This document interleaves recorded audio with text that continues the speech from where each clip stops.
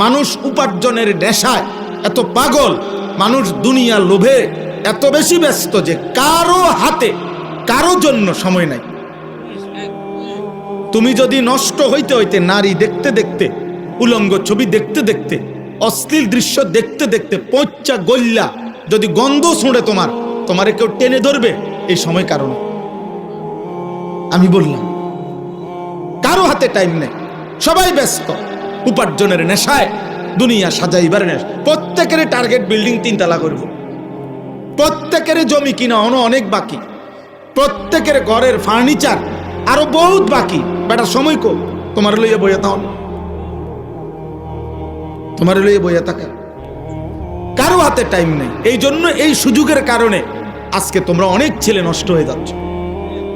আমরা ছোটবেলায় মনে আছে, দুপুর বেলার ভাত খাইতে নানার বাড়িতে গেছি, তো গোসল করতে গেছি পুকুরে, আসতে দেরি করতেছি, পুকুরে ডুবাইয়া ওই গাছের উপরের থেকে লাফ দিতাম আর পানি ডুবাইতাম। দেখা গেছে খাইতে আসতে দেরি হয়েছে, একবার ছোট মামা গেছে, বাগিনা ওঠ, একবার মামতো ভাই বড় জন গেছে তোরে ডাকে, আরেকবার ছোট ভাই গেছে, আরেকবার স্বাস্থ্য ভাই গেছে, মানে 5 জন 7 জনও ডাইকে আনছে, শুধু এই ভাত খাইতে দেরি করতেছে কেন।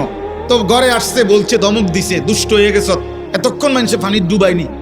এই ছিল আমাদের দুষ্টামি। কিন্তু ডাকছে কমপক্ষে 5 জন, বাকছে কয় 6 জন। কিন্তু আজ কিসের মামা কিসের চাচা, কারো হাতে। আমার এক ভদ্রলোক বলতেছে, কয় হুজুর এমনও দিন যায় মাস চায়, মাসে আমার ফুতে তারে রাত্রে যখন আমি আসি তখনও দেখি শোয়া, সকালে যখন আমি কামে যাই তখনও দেখি শোয়া, সোজা আর দেখছি না। তো কিসের নামাজ, কিসের আল্লাহ বিল্লাহ, বুঝেন নাই কথাটা? খবর তো নাই, সময় তো নাই, বাবার সময় নাই, তো এই পৃথিবীর বাকি মানুষের সময় থাকবে কই? এই কারণে আজকে সংখ্যাগরিষ্ঠ ছেলের চুল, চেহারা, লেবাস, পোশাক এত জঘন্য। বাস্তবতা লোক, তাকে যে ধরবে কেউ, আহারে এই বেচারা 365 দিনে একদিনও ফজরের নামাজ পড়ে নাই। মানুষ রূপী এই জানোয়ারকে কেউ যে ঘুমের থেকে উঠাবে এমনও কেউ নাই, কেউ নাই। তার কপালে একটা মানুষ জোটে নাই, আহা, তার কপালে একজন অভিভাবক জোটে নাই যে তাকে ফজরের নামাজের জন্য উঠাবে। সে আজকে 365 দিনে, খোদার 1 বছরে কোনো দিন ফজরের নামাজ পড়ে। 365 দিনের 1 বছরে একদিনও 5 ওয়াক্ত নামাজ পড়ে নাই। এই মানুষরূপী এই পশু, এই অসভ্য বেয়াদব, এই বেয়াদবকে কেউ বলারও নাই, আহা তোর কি আল্লাহ নাই, তোর কি রাসূল নাই, তোমার কি আখিরাত নাই?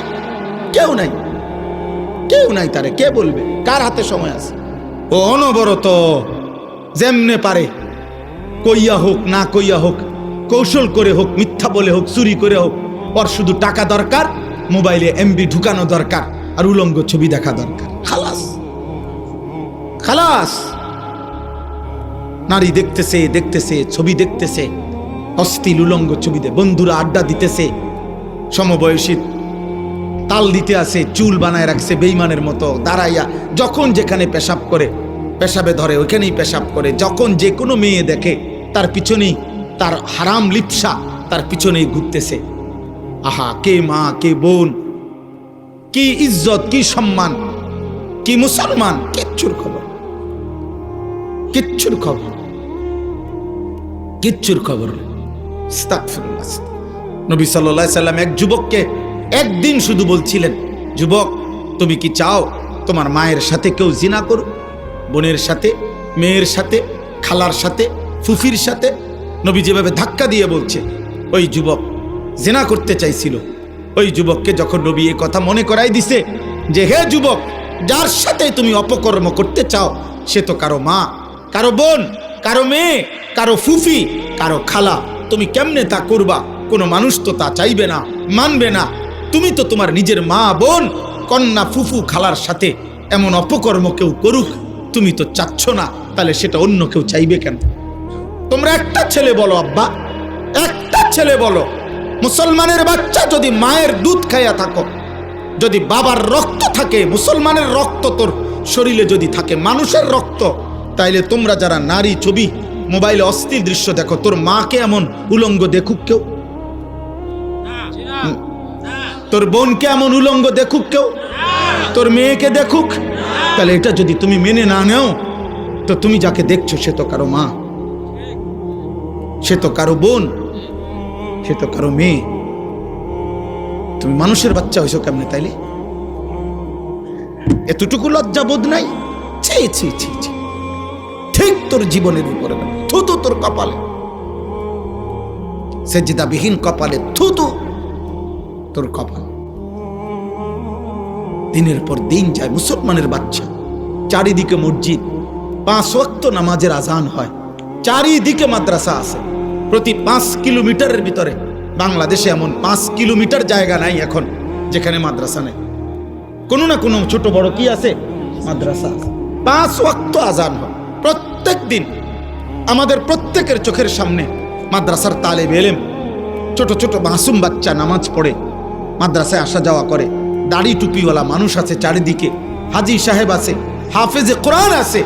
এত কিছুর ভিতরে দাঁড়াইয়া এই মানুষরূপী এই পশু মুসলমানের ঘরে জন্ম নিয়ে বাবা মা মুসলমান, একটা ওয়াক্ত নামাজ পড়ে না, এটা মানুষের বাচ্চা হয় কেমন? এই হাইওয়ান মানুষের বাচ্চা হয় কেমন বলেন? ইনসাফ কি বলে চাচা? এতগুলো মসজিদের আজান তার কানে বাজে না।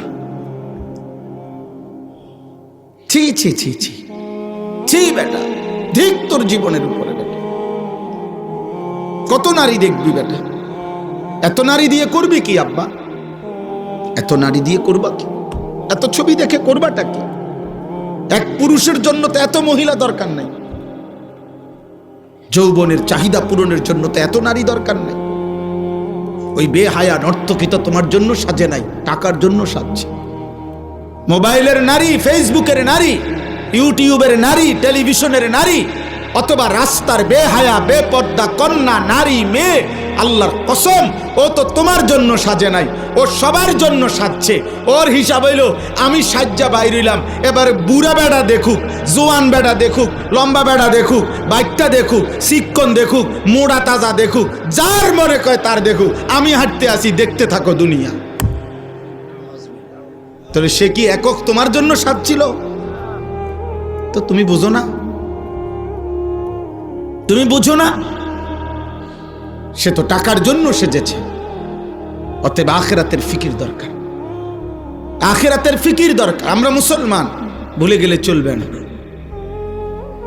আমরা ইমানদার, আজ না হোক কাল এই আলো শেষ হবে আমার জীবনে, এই অন্ধকার শেষ হবে, রাত ভোর হবে, দিন অন্ধকার হবে, পৃথিবী থেকেই যাবে, আমি কবরে চলে যাব। দোস্ত, স্বার্থপর এই দুনিয়া একদিন তোমারে আমারে কবরে রাইখা বাকি মানুষগুলো ভাত খাবে, ঘুম যাবে, সূর্য উঠবে, চাঁদও উঠবে, সিএনজিও চলবে, অটো চলবে, টং তামাশার এই পৃথিবী ঠিকই চলবে, শুধু তোমারে আর আমারে কবরে রাইখা আসবে। এটাই সত্য, এটাই বাস্তবতা, এটাই চিরন্তন সত্য। একদিন তোমার কথা কেউ মনে করবে না, বন্ধুদের কারো মনে থাকবে না, কেউ না, কেউ না।